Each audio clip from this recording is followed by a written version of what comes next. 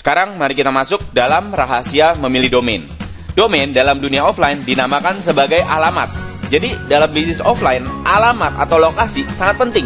Kenapa? Karena akan menentukan juga berapa ramainya bisnis tersebut, apakah bisnis tersebut akan bertumbuh dengan cepat atau tidak, tergantung dari lokasi dan alamat juga. Jadi dalam dunia online, alamat itu adalah domain.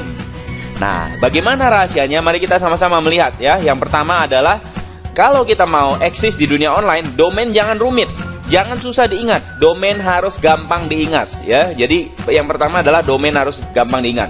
Yang kedua adalah kalau Anda ingin beli domain dan Anda belum punya domain atas nama Anda, belilah nama Anda. Karena masa depan dunia internet, masa depan di era sosial media ini, Anda akan membangun brand Anda sendiri ya. Jadi Anda perlu nama Anda. Nah, kalau nama Anda sudah ada yang beli, nanti saya ajarkan strateginya. Kemudian investasi untuk domain juga murah banget. Jadi Anda segera beli sekarang nama Anda terutama atau merek Anda ya. Nah, jadi 100 sampai 150 ribu per tahun Anda perpanjang. Jadi domain Anda bisa beli dulu ya. Domain Anda beli dulu. Kemudian jangan sembarangan beli domain ya. Apakah beli co-id atau beli com atau beli net atau org ya.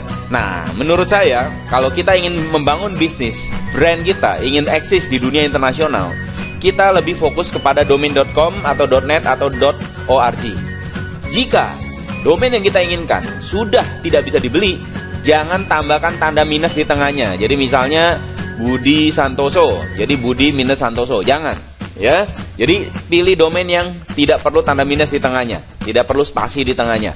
Nah, Anda bisa pilih .com, .net atau .org. Kalau sampai tidak bisa ya, sudah kepakai semua, tambahkan kata-kata prefix atau sufiks ya, prefix atau sufiks.